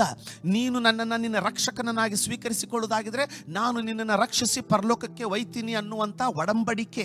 ನೀನು ನನ್ನನ್ನು ನಿನ್ನ ಕರ್ತನು ದೇವರು ಎಂಬುದಾಗಿ ಅರಿಕೆ ಮಾಡಿ ನಾನು ಸತ್ತೋಳಿಂದ ಎದ್ದು ಬಂದಿದ್ದೇನೆ ಎಂಬುದಾಗಿ ಪೂರ್ಣ ಹೃದಯದಿಂದ ನಂಬುವುದಾಗಿದ್ರೆ ನಾನು ನಿನ್ನನ್ನು ಪರಲೋಕದ ಸದಸ್ಯನಾಗಿ ಮಾಡಿ ಭೂಲೋಕದ ನಿನ್ನ ಪ್ರಯಾಣ ಮುಗಿದ ನಂತರ ನನ್ನಲ್ಲಿ ಸೇರಿಸಿಕೊಳ್ಳುವೆನು ಎಂಬುವಂಥ ಒಡಂಬಡಿಕೆ, ಹೊಸ ಒಡಂಬಡಿಕೆ. ಆ ಒಡಂಬಡಿಕೆ ಹಳೆ ಒಡಂಬಡಿಕೆಯು ಕುರಿಮರಿಯ ರಕ್ತದಿಂದ ಸ್ಥಾಪಿಸಲ್ಪಟ್ಟ ಹಾಗೆಯೇ ಹೊಸ ಒಡಂಬಡಿಕೆಯು ಸಹ ಮನುಷ್ಯ ಕುಮಾರನು ಪುತ್ರನೂ ಆಗಿರುವಂಥ ಕ್ರಿಸ್ತೇಸು, ಹೊಸ ಒಡಂಬಡಿಕೆಯ ಕುರಿಮರಿಯಾಗಿರುವಂಥ ಯೇಸುವಿನ ರಕ್ತದಿಂದ ಈ ಒಡಂಬಡಿಕೆ ಮೊಹರು ಹಾಕಲ್ಪಡ್ತು, ಸೀಲ್ ಹಾಕಲ್ಪಡ್ತು. ಅದನ್ನೇ ಆತನು ಹೇಳ್ತಾ ಇದ್ದಾನೆ, ಈ ಪಾತ್ರೆಯು ರಕ್ತದಿಂದ ಸ್ಥಾಪಿತವಾಗುವ ಹೊಸ ಒಡಂಬಡಿಕೆಯನ್ನು ಸೂಚಿಸುತ್ತದೆ. ಆದ್ರೆ ನಾವೇನ್ ಮಾಡ್ತೀವಿ, ಅದನ್ನೇ ರಕ್ತ ಅಂತ ನೋಡ್ತೀವಿ, ಅಲ್ಲ, ಅದನ್ನು ಸೂಚಿಸುತ್ತದೆ. ನೀವು ಇದರಲ್ಲಿ ಪಾನ ಮಾಡುವಾಗೆಲ್ಲ, ಅಂದ್ರೆ ಕರ್ತನ ಭೋಜನದ ಪಾನ ಮಾತ್ರ ಅಲ್ಲ, ಅಂದ್ರೆ ಈ ದ್ರಾಕ್ಷಾರಸದಲ್ಲಿ, ಅದು ಕರ್ತನ ಭೋಜನದಲ್ಲಾಗಿರ್ಲಿ ಅಥವಾ ಮನೆಯಲ್ಲಾಗಿರ್ಲಿ, ನೀವು ಇದರಲ್ಲಿ ಪಾನ ಮಾಡುವಾಗೆಲ್ಲ ನನ್ನನ್ನು ನೆನೆಸಿಕೊಳ್ಳಿಸುವುದಕ್ಕೋಸ್ಕರ ಪಾನ ಮಾಡಿರಿ. ನೀವು ಈ ರೊಟ್ಟಿಯನ್ನು ತಿಂದು ಈ ಪಾತ್ರೆಯಲ್ಲಿ ಪಾನ ಮಾಡುವಷ್ಟು ಸಾರಿ ಕರ್ತನ ಮರಣವನ್ನು ಆತನು ಬರುವ ತನಕ ಪಡಿಸುತ್ತೀರಿ. ಈ ವಾಕ್ಯಗಳನ್ನು ಸ್ವಲ್ಪ ನಾವು ಒಂದೊಂದಾಗಿ ಬಿಡಿಸ್ಕೊಂಡು ನೋಡ್ಲಿಕ್ಕೆ ಹೋಗ್ತಾ ಇದ್ದೀವಿ. ಆ ಎಲ್ಲ ಚಿತ್ರಗಳಲ್ಲಿ ಕ್ರಿಸ್ತ ಯೇಸುವಿನ ಚಿತ್ರ ಬಹಳ ಶ್ರೇಷ್ಠವಾಗಿ ಪರಲೋಕದಲ್ಲಿ ಎಲ್ಲಿ ಹಾಕಲ್ಪಟ್ಟಿದೆ ಗೊತ್ತಾ? ಆ ತಂದೆ ತನ್ನ ಮಗನ ಚಿತ್ರವನ್ನ, ಯುದ್ಧದಲ್ಲಿ ಮಡಿದ ತನ್ನ ಮಗನ ಚಿತ್ರವನ್ನ ತನ್ನ ಮನೆಯ ಮಧ್ಯದಲ್ಲಿ ಎಲ್ಲರಿಗೂ ಕಾಣುವ ರೀತಿಯಲ್ಲಿ ಬಂಗಾರದ ಫ್ರೇಮ್ ಹಾಕಿದ ಹಾಗೆ ಕ್ರಿಸ್ತ ಯೇಸು ಕ್ರೂಜೆ ಮೇಲೆ ನಮಗೋಸ್ಕರ ಮರಣ ಹೊಂದಿ ತನ್ನ ಪ್ರಾಣವನ್ನು ಅರ್ಪಿಸಿ ಆತನು ಪರಲೋಕಕ್ಕೆ ಏರಿ ಹೋದ ನಂತರ ದೇವರು ಯಾರಿಗೂ ಕೊಡಲಾಗದ ಶ್ರೇಷ್ಠ ಸ್ಥಾನವನ್ನ ಮನುಷ್ಯನಾಗಿ ಜೀವಿಸಿ, ದೇವರು ತಾನೇ ಮನುಷ್ಯನಾಗಿ ಹುಟ್ಟಿ ಮನುಷ್ಯನಾಗಿ ಜೀವಿಸಿ ಮನುಷ್ಯನಾಗಿ ಸತ್ತು ಆದರೆ ಕರ್ತನಾಗಿ ಪುನರುತ್ಥಾನ ಹೊಂದಿ ಮೇಲೆ ಬಂದಿರುವಾಗ ಆತನಿಗೆ ನೇಮಕವಾದ ಶ್ರೇಷ್ಠವಾದ ಸ್ಥಳ ಅಂದರೆ ತಂದೆಯ ಬಲಪಾರ್ಶ್ವದಲ್ಲಿ, ತಂದೆಯ ಬಲಗಡೆಯಲ್ಲಿ ಆತನಿಗೆ ಸಿಂಹಾಸನವನ್ನು ಕೊಟ್ಟು ನಮ್ಮನ್ನ ನೋಡ್ಕೊಳ್ತೀವಿ. ಇದನ್ನು ನಾವು ಮನುಷ್ಯಿಕ ಬುದ್ಧಿಯಿಂದ ಅರ್ಥ ಮಾಡಿಕೊಳ್ಳಿಕ್ಕೆ ಎಷ್ಟು ಪ್ರಯತ್ನ ಮಾಡ್ತೀವೋ ಅಷ್ಟು ಗೊಂದಲಕ್ಕೊಳಗಾಗ್ತೀವಿ. ಆದರೆ ದೇವರ ಆತ್ಮ ಪ್ರೇರಿತರಾಗಿ ನಂಬುವುದಕ್ಕಾಗಿ ಎಷ್ಟು ಒಪ್ಪಿಸಿಕೊಡ್ತೀವೋ ಅಷ್ಟು ಆಳವಾಗಿ ಪ್ರಕಟಣೆಗಳನ್ನು ಹೊಂದಿಕೊಳ್ತೀವಿ. ಸ್ವಲ್ಪ ಇದನ್ನು ನೋಡಲಿಕ್ಕೆ ಪ್ರಾರಂಭ ಮಾಡೋಣ. ಆತನು ಮೊದಲನೇದಾಗಿ ಹೇಳಿದ್ದೇನೆಂದ್ರೆ, ಇದರಲ್ಲಿ ನೀವು ತಿನ್ನಿರಿ, ತಿನ್ನಿರಿ. ಇದು ಬಹಳ ಈ ಬೆಳಗಿನ ಜಾವದ ಈ ಆರಾಧನೆಗೆ, ಈ ಒಂದು ಸಂದೇಶಕ್ಕೆ ನಾನು ಕೊಟ್ಟುವಂಥ ಶೀರ್ಷಿಕೆ ಏನಂದ್ರೆ, ನನ್ನ ನೆನಪಿಗೋಸ್ಕರ ಇದನ್ನು ಮಾಡಿರಿ, ನನ್ನ ನೆನಪಿಗೋಸ್ಕರ ಇದನ್ನು ಮಾಡಿರಿ ಎಂಬುದಾಗಿ ಸ್ವಾಮಿ ಹೇಳ್ತಾ ಇದ್ದಾನೆ. Number 1, eat it. ಇದನ್ನು ನೀವು ತಿನ್ನಿರಿ, ರೊಟ್ಟಿಯನ್ನು ತಿನ್ನಿರಿ. ಇದನ್ನು ನಾವು ಅರ್ಥ ಮಾಡಿಕೊಳ್ಳೋದು, ಈ ತಿನ್ನಿರಿ ಕುಡಿಯಿರಿ 2 ಸಂಗತಿಗಳನ್ನು ನೋಡಿಕೊಂಡು ಮುಗಿಸ್ಕೊಳ್ಳಿಕ್ಕಿರ್ತೀವಿ. ಮೊದಲ ಸಂಗತಿಯನ್ನು ನೋಡಿಕೊಳ್ಳೋಣ. ಮೊದಲ ಸಂಗತಿ ವಿಶ್ಲೇಷಣೆ ಸ್ವಲ್ಪ ಹೆಚ್ಚಿಗೆ ಬರ್ತದೆ, ಯಾಕಂದ್ರೆ ಕ್ರಿಸ್ತನ ಶರೀರ ರೊಟ್ಟಿ ಅಂದ್ರೇನು ಎಂಬುದಾಗಿ ನೋಡ್ಕೊಳ್ತೀವಿ. ಎರಡನೇದು ಬಹಳ ಸರಳವಾದದ್ದು, ರಕ್ತ. ಅದು ಕ್ರಿಸ್ತೇಸುವಿನ ರಕ್ತವನ್ನು ಸೂಚಿಸುವಂಥ ದ್ರಾಕ್ಷಾರಸ. ಇದಕ್ಕೆ ನಾನು ವೈನ್ ಅಂತ ಇಲ್ಲ, ದ್ರಾಕ್ಷಾರಸ, ಯಾಕಂದ್ರೆ ಅವರು ಸೇವಿಸಿದ್ದು ದ್ರಾಕ್ಷಾರಸನೇ. ದ್ರಾಕ್ಷಾರಸ ಅದನ್ನು ಕುಡಿಯಲಿಕ್ಕೆ ಯಾಕೆ ಹೇಳ್ದ? ಚಿಮ್ಕಿಸ್ಕೊಳ್ಬೋದಿತ್ತಲ್ಲ, ಸ್ವಲ್ಪ ಹಣೆಗೆ ಹಚ್ಕೊಳ್ಬೋದಿತ್ತಲ್ಲ. ಇಲ್ಲ, ಆತನು ಹೇಳ್ತಾ ಇದ್ದಾನೆ ಕುಡಿಬೇಕಂತ ಹೇಳ್ತಾ ಇದ್ದಾನೆ. ಅದರ ಮರ್ಮವನ್ನು, ಎರಡರ ಮರ್ಮವನ್ನು ಅರ್ಥ ಮಾಡಿಕೊಂಡು ಇವತ್ತು ಅದರಲ್ಲಿ ನಾವು ಪಾಲ್ಗೊಳ್ಳಿಕ್ಕೆ ಹೋಗ್ತಾ ಇದ್ದೀವಿ. ಮೊದಲನೇದಾಗಿ ಇದನ್ನು ಇದರಲ್ಲಿ ನೀವು ತಿನ್ನಿರಿ, ರೊಟ್ಟಿಯಲ್ಲಿ ತಿನ್ನಿರಿ. ಇದನ್ನು ಅರ್ಥ ಮಾಡಿಕೊಳ್ಳೋದಕ್ಕೆ ಮುಂಚೆ ಮೊದಲು ರೊಟ್ಟಿಯನ್ನು ಅರ್ಥ ಮಾಡಿಕೊಳ್ಳೋಣ. ನಾವು ರೊಟ್ಟಿಯನ್ನು ಅರ್ಥ ಮಾಡಿಕೊಳ್ಳೋದಾಗಿದ್ರೆ ತಿನ್ನೋದ್ರ ಬಗ್ಗೆ ಅರ್ಥ ಆಗುತ್ತೆ. ನಂಬರ್ 1, ರೊಟ್ಟಿ ಜೀವ ಕೊಡುವಂಥದ್ದು. ಯೇಸುಸ್ವಾಮಿ ಹೇಳ್ತಾ ಇದ್ದಾರೆ ಸ್ಪಷ್ಟವಾಗಿ, ನಾನೇ ಜೀವನದ ರೊಟ್ಟಿಯಾಗಿದ್ದೀನಿ. ರೊಟ್ಟಿಯಲ್ಲಿ ಜೀವ ಇದೆ. ಅದನ್ನು ತಿನ್ನುವಾಗ ನಿಮ್ಮ ಜೀವನದಲ್ಲಿ ಶಕ್ತಿ ಬರ್ತದೆ, ಜೀವಿಸ್ತೀರ. ಅದು ರಕ್ತವಾಗಿ ನಿಮ್ಮ ಶರೀರಕ್ಕೆ ಬಲ ಕೊಡ್ತದೆ. ರೊಟ್ಟಿ, ನಾನೇ ನಿಜವಾದ ರೊಟ್ಟಿ, ಜೀವದ ರೊಟ್ಟಿ, ನನ್ನಲ್ಲಿ ತಿನ್ನಿರಿ, ನನ್ನಲ್ಲಿ ಸೇವಿಸಿರಿ ಎಂದಾಗ ಯೇಸುಸ್ವಾಮಿ ಹೇಳ್ತಾ ಇದ್ದಾನೆ. ಹಾಗೆ ಯಾಕೆ ಹೇಳ್ದ? ಮತ್ತೆ ಆತನು ತನ್ನ ಶರೀರವನ್ನೇ ತಿನ್ಲಿಕ್ಕೆ ಹೇಳ್ತಾ ಇದ್ದಾನೆ. ನಾನೇ ಜೀವಕರವಾದ ರೊಟ್ಟಿ ಅಂತ ಯಾಕೆ ಹೇಳ್ದ ಯೇಸುಸ್ವಾಮಿ? ಅದಕ್ಕೆ ಮುಂದೆ ಬರ್ತೀನಿ, ಒಂದೊಂದು ಹೆಜ್ಜೆಯಾಗಿ ಅದನ್ನು ಅರ್ಥಕೊಳ್ಳೋಣ. ಯೇಸುಸ್ವಾಮಿ ಏನು ಹೇಳ್ತಾ ಇದ್ದಾನಂದ್ರೆ, ನಾನೇ ಜೀವಕರವಾದ ರೊಟ್ಟಿ ಅಂದರೆ ನನ್ನಲ್ಲಿ ನೀವು ಸೇವಿಸಿರಿ, ನನ್ನಲ್ಲಿ ನೀವು ತಿನ್ನಿರಿ. ಅಂದರೆ ಆತರ ಶರೀರವನ್ನು ಹರ್ಕೊಂಡು ತಿನ್ನೋದು ಇಲ್ಲೇ ನಾವು ಮಾಡೋ ತಪ್ಪು. ಮೊದಲೇದಾಗಿ ಯೇಸುಸ್ವಾಮಿ ಯಾರಂತ ತಿಳ್ಕೊಳ್ಳೋಣ, ಆಗ ನನ್ನಲ್ಲಿ ತಿನ್ನಿರಿ, ನಾನೇ ಜೀವಕರವಾದ ರೊಟ್ಟಿ ಅಂತ ಆತರ ಹೇಳಿದ ಮಾತು ನಮಗೆ ಅರ್ಥ ಆಗುತ್ತೆ. ನಂಬರ್ 1, ಮೊದಲನೇದಾಗಿ ಪ್ರಕಟಣೆಗಳ ಪುಸ್ತಕ 19ನೇ ಅಧ್ಯಾಯದ 13ನೇ ವಚನ. ಪ್ರಕಟಣೆಗಳ ಪುಸ್ತಕ 19ನೇ ಅಧ್ಯಾಯ 13ನೇ ವಚನದಲ್ಲಿ ನಾವು ನೋಡ್ಕೊಳ್ತಾ ಇದ್ದೀವಿ. ಅಲ್ಲಿ ಯೋಹಾನನಿಗೆ ದರ್ಶನದಲ್ಲಿ, ಪ್ರಕಟಣೆಯ ದರ್ಶನದಲ್ಲಿ ಯೋಹಾನನು ಯೇಸುಸ್ವಾಮಿ ನಿಲುವಂಗಿಯನ್ನು ಧರಿಸಿಕೊಂಡು ಬಂದಿರೋದನ್ನು ನೋಡ್ತಾ ಇದ್ದಾನೆ. ಆತನು ಯೇಸುಸ್ವಾಮಿ ಬಗ್ಗೆ ಹೇಳ್ತಾ ಇದ್ದಾನೆ, ಆತನು ರಕ್ತ ಪ್ರೋಕ್ಷಿತವಾದ ವಸ್ತ್ರವನ್ನು ಧರಿಸಿಕೊಂಡಿದ್ದನು. ಆತನಿಗೆ ದೇವರ ವಾಕ್ಯವೆಂಬ ಹೆಸರು. ಕ್ರಿಸ್ತ ಯೇಸುವಿಗೆ ದೇವರ ವಾಕ್ಯವೆಂಬ ಹೆಸರು. ಅದು ಬರೀ ಹೆಸರು ಮಾತ್ರವಲ್ಲ, ಆತನೇ ವಾಕ್ಯ. ಯೋಹಾನನು ಬರೆದ ಸುವಾರ್ತೆ 1ನೇ ಅಧ್ಯಾಯದ 1ನೇ ವಚನದಲ್ಲಿ ನೋಡ್ಕೊಳ್ತಾ ಇದ್ದೀವಿ. ಆದಿಯಲ್ಲಿ ವಾಕ್ಯವಿತ್ತು, ಆ ವಾಕ್ಯವು ದೇವರ ಬಳಿಯಲ್ಲಿತ್ತು, ಆ ವಾಕ್ಯವೇ ದೇವರಾಗಿತ್ತು. ಅಂದ್ರೆ ವಾಕ್ಯವೆಂಬವನು ದೇವರು, ದೇವರೇ ವಾಕ್ಯ. ಈಗ ಯೇಸುಸ್ವಾಮಿ ನಾನೇ ನಿಜವಾದ ಜೀವದ ರೊಟ್ಟಿ ಅಂತ ಹೇಳುವಾಗ ಏನ್ ಹೇಳ್ತಾ ಇದ್ದಾನೆ? ನಾನೇ ನಿಜವಾದ ಅಂದ್ರೆ ವಾಕ್ಯವೆಂಬಾತನು ಹೇಳ್ತಾ ಇದ್ದಾನೆ. ಆತನ ಹೆಸರು ವಾಕ್ಯವೆಂಬಾತನು. ವಾಕ್ಯವೆಂಬಾತನು ಏನ್ ಹೇಳ್ತಾ ಇದ್ದಾನೆ? ನಾನೇ ಜೀವಕರವಾದ ರೊಟ್ಟಿ. ರೊಟ್ಟಿ ಅಂದ್ರೆ ಬರೀ ಶರೀರ ಅಲ್ಲ. ಆತನು ಯಾರು? ಆತನೇ ಜೀವ ಸ್ವರೂಪನಾದಂತ ವಾಕ್ಯ. ಯಾಕಂದ್ರೆ ಅವನೇ ಯೋಹಾನನು ಬರೆದ ಸುವಾರ್ತೆ ಏನ್ ಹೇಳ್ತಾ ಇದ್ದಾನೆ ನೋಡ್ರಿ, 6ನೇ ಅಧ್ಯಾಯ, ಯೋಹಾನನು ಬರೆದ ಸುವಾರ್ತೆ 6ನೇ ಅಧ್ಯಾಯದ 63ನೇ ವಚನದಲ್ಲಿ ಆತನು ಹೇಳ್ತಾ ಇದ್ದಾನೆ, ಬದುಕಿಸುವಂಥದ್ದು ಆತ್ಮವೇ, ಮಾಂಸವು ಯಾವುದಕ್ಕೂ ಬರುವುದಿಲ್ಲ. ಇಲ್ಲಿ ಮಾಂಸ ಅಂತ ಹೇಳಿದಾಗ ನಾನು ಆತನ ಶರೀರದ ಬಗ್ಗೆ ಮಾತಾಡ್ತಾ ಇಲ್ಲ. ಶರೀರವು ಯಾವುದಕ್ಕೂ ಬರುವುದಿಲ್ಲ ಅಂತ ಮನುಷ್ಯರ ಬಗ್ಗೆ ಹೇಳ್ತಾ ಇದ್ದಾನೆ, ತನ್ನ ಬಗ್ಗೆ ಅಲ್ಲ. ನಾನು ನಿಮಗೆ ಹೇಳಿರುವ ಮಾತುಗಳೇ. ಆದಿಯಲ್ಲಿ ವಾಕ್ಯವಿತ್ತು, ಆ ವಾಕ್ಯವೇ ದೇವರಾಗಿತ್ತು. ಆ ವಾಕ್ಯವು ಈಗ ನುಡಿತಾ ಇದೆ. ಯೇಸುಸ್ವಾಮಿನ ವಾಕ್ಯ, ಅವನೇ ಹೇಳ್ತಾ ಇದ್ದಾನೆ, ನಾನು ನುಡಿಯುವ ಮಾತುಗಳೇ ಆತ್ಮವಾಗಿಯೂ ಜೀವವಾಗಿಯೂ ಅವೇ. ಈಗ ಅದೇ ಯೋಹಾನ ಬರೆದ ಸುವಾರ್ತೆ ಅದೇ 1ನೇ ಅಧ್ಯಾಯದ 14ನೇ ವಚನ ಹೇಳ್ತದೆ, ಆ ವಾಕ್ಯವೆಂಬಾತನು ನರಾವತಾರವೆತ್ತಿ ಮನುಷ್ಯನಾಗಿ ಹುಟ್ಟಿ ನಮ್ಮ ಮಧ್ಯದಲ್ಲಿ ವಾಸಿಸಿದನು. 14ನೇ ವಚನ ಓದಿ ನೋಡಿ. ನಮ್ಮ ಮಧ್ಯದಲ್ಲಿ ವಾಸಿಸಿದನು ಅಂದ್ರೆ ವಾಕ್ಯವೆಂಬಾತನು. ಇದನ್ನು ನಾವು ಕ್ರಿಸ್ತನ ಶರೀರ ಅಂತ ಒಂದು ನಿಮಿಷ ನಾವು ಗ್ರಹಿಸುವುದಾಗಿದ್ರೆ, ವಾಕ್ಯವೆಂಬಾತನು ಆ ರೊಟ್ಟಿಯಾಗಿ ಆ ಶರೀರವನ್ನು ದಹಿಸಿ ನಮ್ಮ ಮಧ್ಯದಲ್ಲಿ ವಾಸಿಸಿದನು. ಇದು ಅರ್ಥ ಆಗ್ತಾ ಇದೆ, ತುಂಬಾ ಕನ್ಫ್ಯೂಸ್ ಮಾಡ್ಕೊಳ್ಳಲ್ಲ ಅನ್ಕೊಳ್ತೀನಿ ನೀವು. ಆದಿಯಲ್ಲಿ ವಾಕ್ಯವಿತ್ತು, ಆ ವಾಕ್ಯ ದೇವರ ಬಳಿಯಿತ್ತು, ಆ ವಾಕ್ಯವೇ ದೇವರು. ಆ ವಾಕ್ಯವೆಂಬವನು ಮನುಷ್ಯನಾಗಿ ಶರೀರವನ್ನು ಹೊದ್ದುಕೊಂಡ. ಅಂದ್ರೆ ಒಳಗಡೆ ವಾಕ್ಯನೇ ಇಲ್ಲ ಅಂದ್ರೆ ಶರೀರ ಬರಲಿಕ್ಕೆ ಆಗಲ್ಲ ಕರ್ತನಿಗೆ. ಯಾಕಂದ್ರೆ ವಾಕ್ಯ ಶರೀರವಾಯಿತು. ಆ ಶರೀರ ನಮ್ಮ ಮಧ್ಯದಲ್ಲಿ 33 ವರ್ಷ ಜೀವಿಸಿತು. ಈಗ ಯೇಸುಸ್ವಾಮಿ ಏನ್ ಹೇಳ್ತಾ ಇದ್ದಾನೆ? ಆ ವಾಕ್ಯ, ಆತನ ಹೆಸರು ಈ ಪ್ರಕಟಣೆಗಳ ಗ್ರಂಥದಲ್ಲಿ ಆತನ ಹೆಸರು ವಾಕ್ಯವೆಂಬಾತನು. ಈಗ ಆ ವಾಕ್ಯವೆಂಬಾತನು ತನ್ನ ಶಿಷ್ಯರಿಗೆ ಏನು ಹೇಳ್ತಾ ಇದ್ದಾನೆ? ನಾನೇ ಜೀವಕರವಾದ ರೊಟ್ಟಿ. ಅಂದ್ರೆ ಆ ವಾಕ್ಯಗಳು ಇಲ್ಲಿ ಏನು ಹೇಳ್ತಾ ಇದ್ದಾನೆ? ನಾನೇ ಜೀವಕರವಾದ ರೊಟ್ಟಿ ಅಂತ ಹೇಳ್ತಾ ಇದ್ದಾನೆ. 6ನೇ ಅಧ್ಯಾಯದ 63ನೇ ವಚನದಲ್ಲಿ ಹೇಳ್ತಾ ಇದ್ದಾನೆ, ನಾನು ನಿಮಗೆ ನುಡಿಯುವ ಮಾತುಗಳು, ವಾಕ್ಯಗಳು ಜೀವವು ಆತ್ಮವು ವಾಗಿವೆ. ಸರಳವಾಗಿ ಹೇಳ್ಬೇಕಂದ್ರೆ, ನೀನು ಶರೀರವನ್ನು ತಿಂತಿದ್ದೀಯ ಅಂತ ಏನು ಅನ್ಕೊಳ್ತಾ ಇದೆಯಲ್ಲ, ತಪ್ಪು. ನೀನು ಆತನು ವಾಕ್ಯವೆಂಬಾತನನ್ನ ತಿಂತಾ ಇದೆಯಾ ಅನ್ನೋದನ್ನ ನೀನು ಅರ್ಥ ಮಾಡ್ಕೊಳ್ತಾ ಇಲ್ಲ. ಇನ್ನೂ ಸರಳವಾಗಿ ಅರ್ಥ ಮಾಡ್ಬೇಕಂದ್ರೆ, ಈ ಒಬ್ಬ ಯವನಸ್ಥಳು ಮದುವೆ ರಿಂಗ್ ಹಾಕೊಂಡ್ ಬಿಟ್ರೆ ಮದುವೆ ಆಗಿದೆ ಅಂತಲ್ಲ. ಅಲ್ಲಿ ಒಂದು ಹೆಂಡತಿ ಇರಬೇಕು, ಮದುವೆ ಆಗಿರ್ಬೇಕು, ನಂತರ ಆ ರಿಂಗ್ ಮದುವೆ ರಿಂಗ್. ಅದೇ ರೀತಿ ಒಂದು ವೇಳೆ ನಿನ್ನೊಳಗಡೆ ವಾಕ್ಯವಿಲ್ಲದೆ, ವಾಕ್ಯವೆಂಬಾತನು ಮತ್ತು ಆತನ ವಾಕ್ಯಗಳು, ನಾನು ಹೇಳೋದನ್ನ ಲಕ್ಷ್ಯ ಕೊಟ್ಟು ಕೇಳು ನೀನು. ಒಂದು ವೇಳೆ ನಿನ್ನೊಳಗಡೆ ವಾಕ್ಯವೆಂಬಾತನು ಮತ್ತು ಆತನ ವಾಕ್ಯಗಳು ಗೊಂಡಿರದೇ ಇದ್ರೆ, ಅಂದ್ರೆ ನೀನು ಪ್ರತಿದಿನ ಮೊದಲು ಆತನ ವಾಕ್ಯವನ್ನು ತಿನ್ನುತ್ತಾ ಇಲ್ಲ ಅಂತಂದ್ರೆ, ಬಾಹಿರಂಗಿಕವಾಗಿ ಪ್ರತಿದಿನ ನೀನು ಆತನ ಭೋಜನದಲ್ಲಿ ಪಾಲ್ಗೊಂಡ್ರೂ ಸಹ ಅದು ಒಂದು ಸಾಂಪ್ರದಾಯಿಕವಾಗಿ ನೆರವೇರ್ತದೆ ಹೊರತು ಅದರಲ್ಲಿರುವಂತ ಜೀವ ಬಲ ನಿನ್ನಲ್ಲಿ ಬರ್ಲಿಕ್ಕಾಗೋದಿಲ್ಲ. ಇದು ನಿಮಗೆ ಸ್ಪಷ್ಟವಾಯಿತು ಅಂತ ನಾನು ಅಂದ್ಕೊಳ್ತೀನಿ. ವಾಕ್ಯವೆಂಬಾತನು ನರಾವತಾರವೆತ್ತಿ ನಮ್ಮ ಮಧ್ಯದಲ್ಲಿ ಜೀವಿಸಿದನು.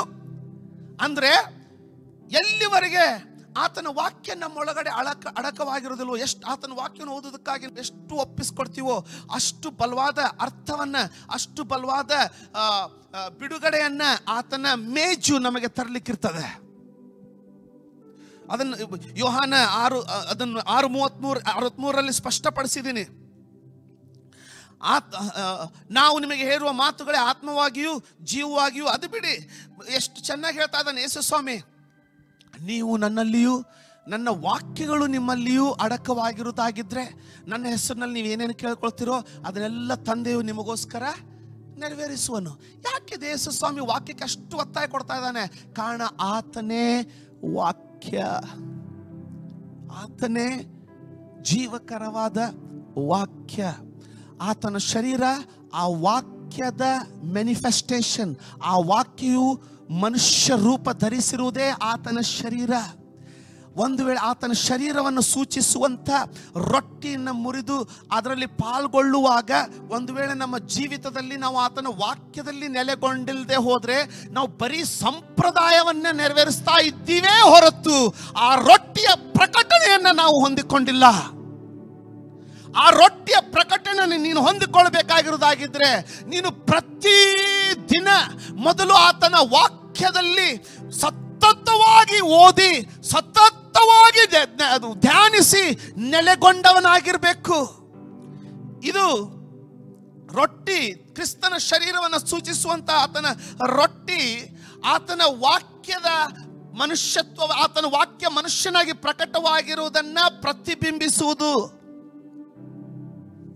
ನಾವೇನ್ ಮಾಡ್ಬಿಟ್ಟಿದೀವಿ ಅಂದ್ರೆ ನಮ್ಮ ಜೀವನದಲ್ಲಿ ವಾಕ್ಯ ಇದೆಯೋ ಗೊತ್ತಿಲ್ಲ, ಪ್ರತಿ ಸಂಡೇನೂ ಬರಲ್ಲ. ಮೊದಲನೇ ಸಂಡೇ ಇವತ್ತು ಕರ್ತನ ಭೋಜನ, ಇವತ್ತು ನಾವು ಚರ್ಚಿಗೆ ಹೋಗ್ಬೇಕು, ಅವತ್ತು ಪರಿಶುದ್ಧರಾಗ್ಬಿಡ್ತೀವಿ. ಅದು ಎಂದು ಬರೀ ಭಾವನೆಗಳಲ್ಲಿ ಪರಿಶುದ್ಧರಾಗ್ತೀವಿ.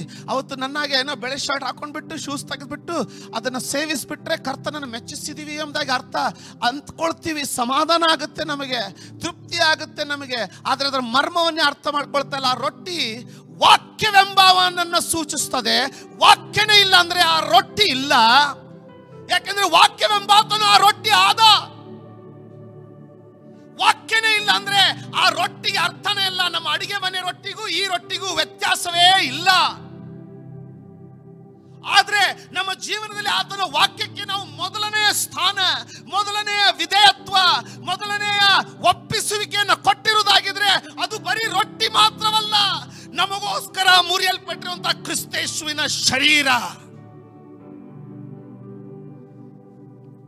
ಎಲ್ಲ ರೊಟ್ಟಿಗಳು ತೆಗೆದುಕೊಳ್ಳಲ್ಪಟ್ಟಂತೆ ಇದು ಸಹ ಅಡಿಗೆ ಮನೆಯಿಂದ ತೆಗೆದುಕೊಳ್ಳಲ್ಪಟ್ಟ ತಾನೆ.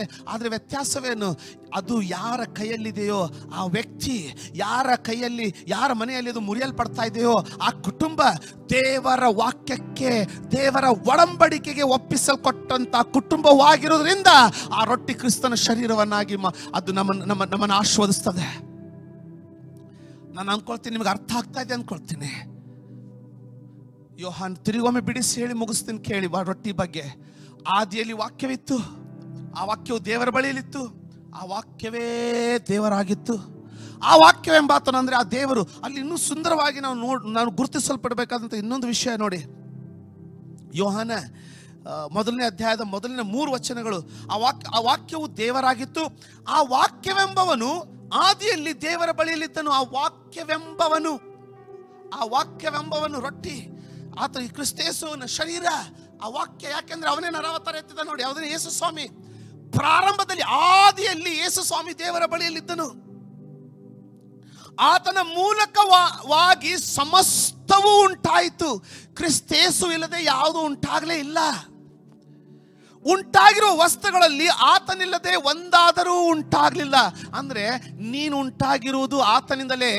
ಆತನ ಬಳಿಗೆ ತಿರುಗಿ ಬರ್ಲಿಕ್ಕೆ ಯಾಕೆ ಕಷ್ಟ? ನಾವು ಉಂಟಾಗಿರುವುದು ಆತನಿಂದಲೇ, ಆತನಿಗಾಗಿ. ಹಾಗಿದ್ರೆ ಆತನ ಬಳಿಗೆ, ಆತನ ವಾಕ್ಯಕ್ಕೆ ತಿರುಗಿ ಬರ್ಲಿಕ್ಕೆ ಯಾಕೆ ಕಷ್ಟ? ಆತನ ವಾಕ್ಯವನ್ನು ಓದಲಿಕ್ಕೆ ಯಾಕೆ ಕಷ್ಟ?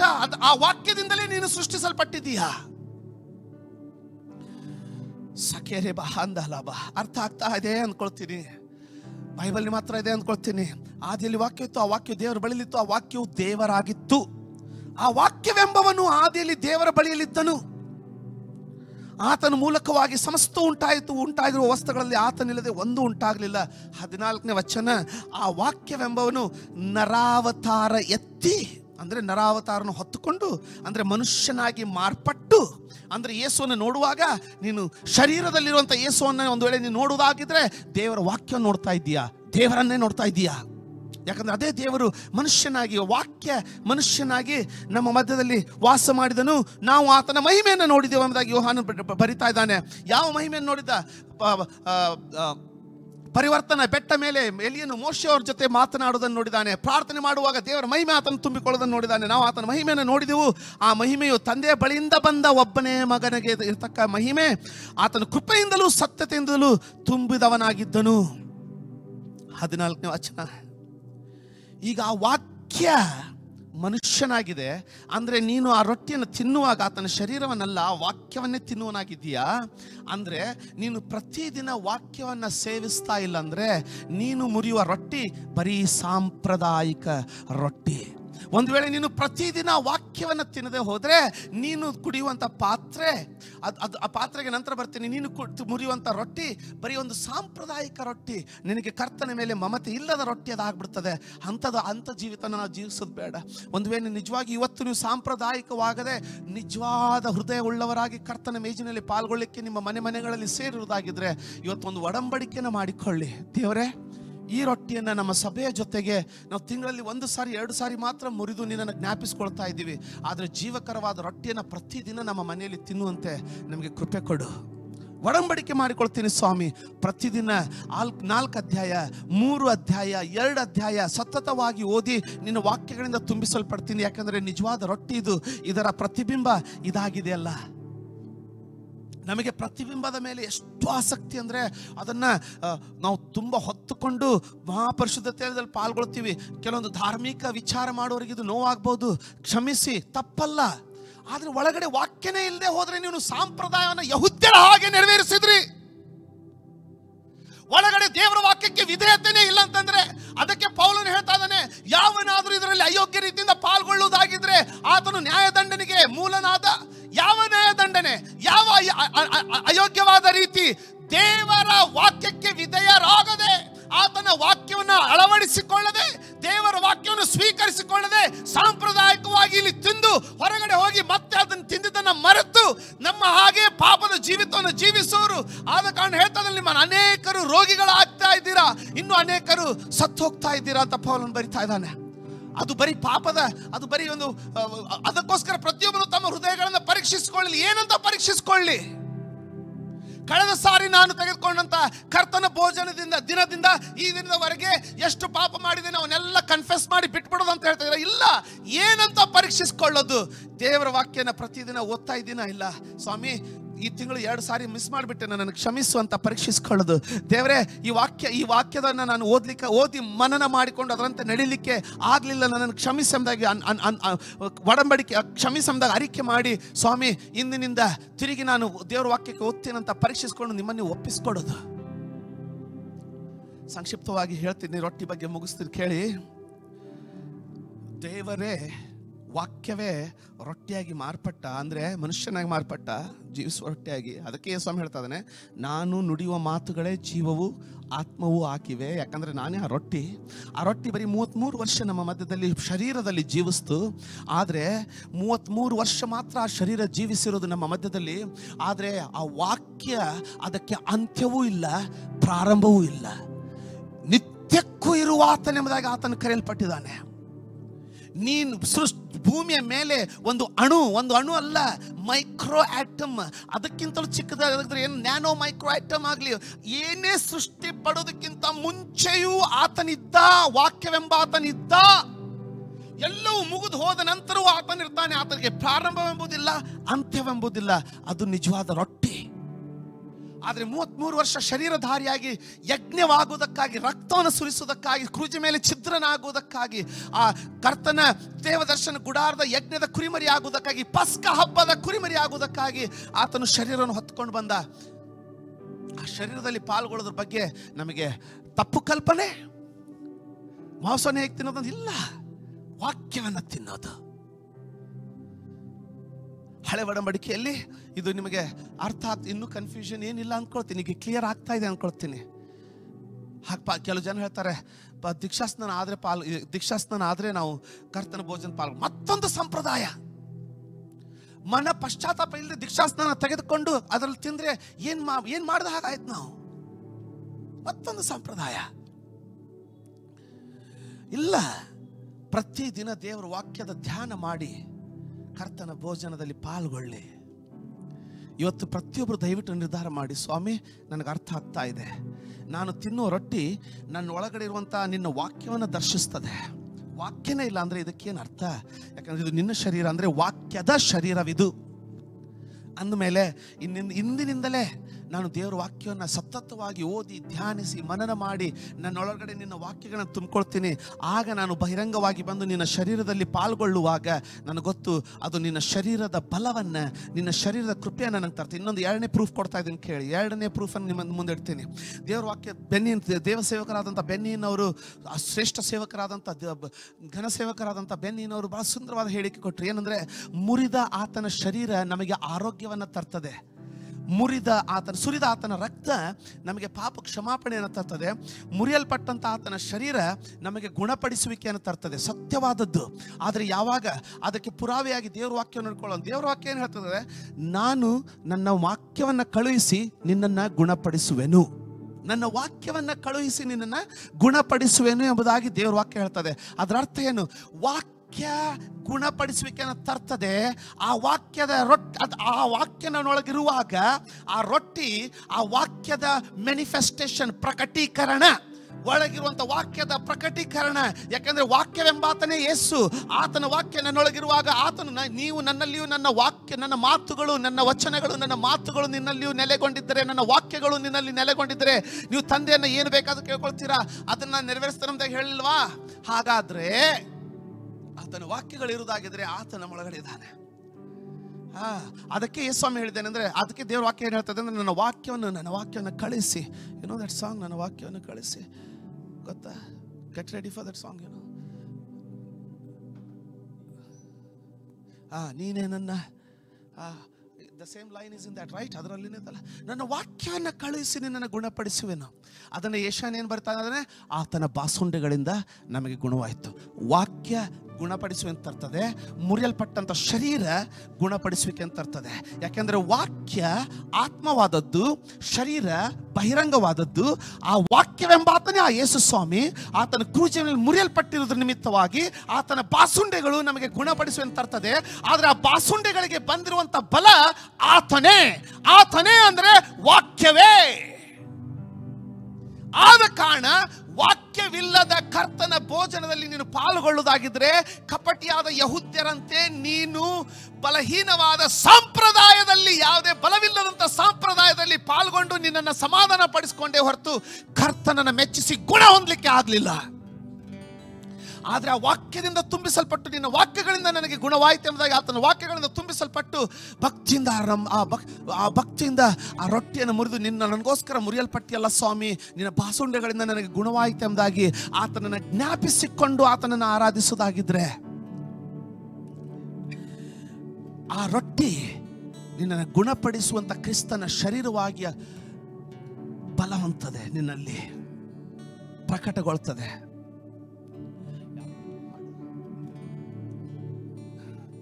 ಕೇಳಿ ಸ್ವಲ್ಪ. ಯೆಹೋವನೇ ನೀನೇ ನನ್ನ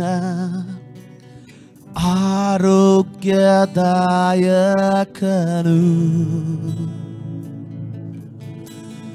ಯೆಹೋವನೇ ನೀನೇ ನನ್ನ ಆರೋಗ್ಯದಾಯಕನು,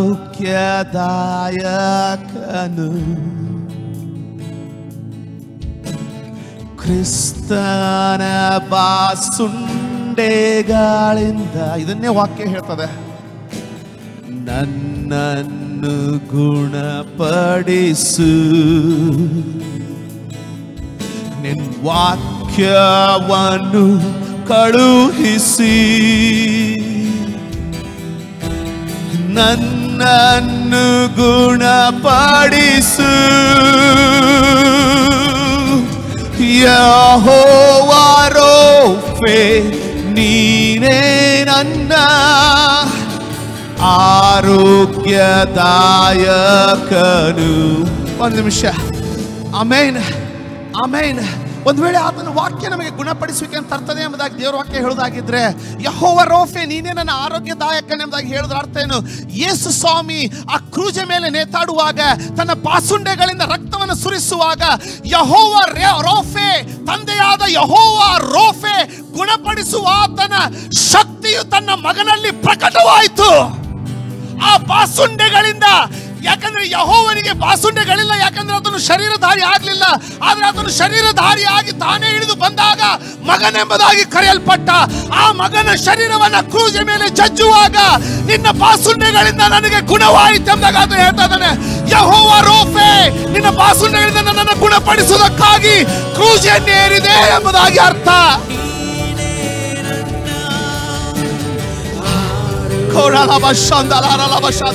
ಆತನನ್ನು ಆರಾಧಿಸು, ಆತನನ್ನು ಮಹಿಮೆ ಪಡಿಸು. ಸಿಂಹಾಸನದ ಮೇಲೆ ಕೂತುಕೊಂಡು ನಾನು ಯೆಹೋವ ರೋಫೆ ಎಂಬುದಾಗಿ ಕೊಚ್ಚಿಕೊಳ್ಳುವಂತ ದೇವರು ಆತನಲ್ಲ.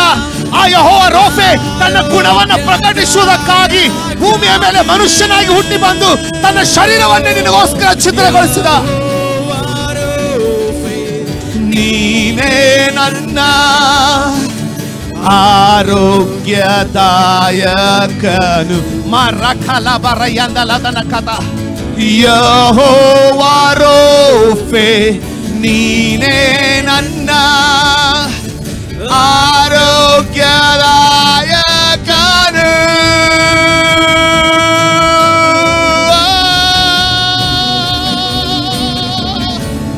ಕೋರಿಯಲಬ ಶಂದಲರಲಬ.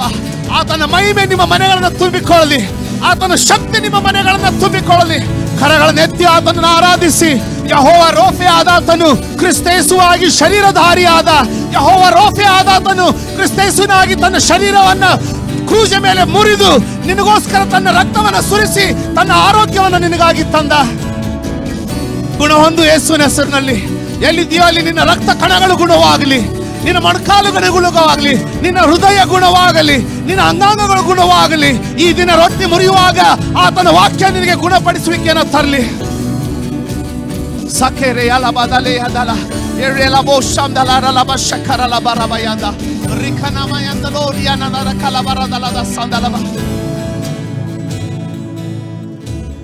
ಯೆಹೋವಾ ರೋಫೆ ನೀನೇ ನನ್ನ ಆರೋಗ್ಯದಾಯಕನು.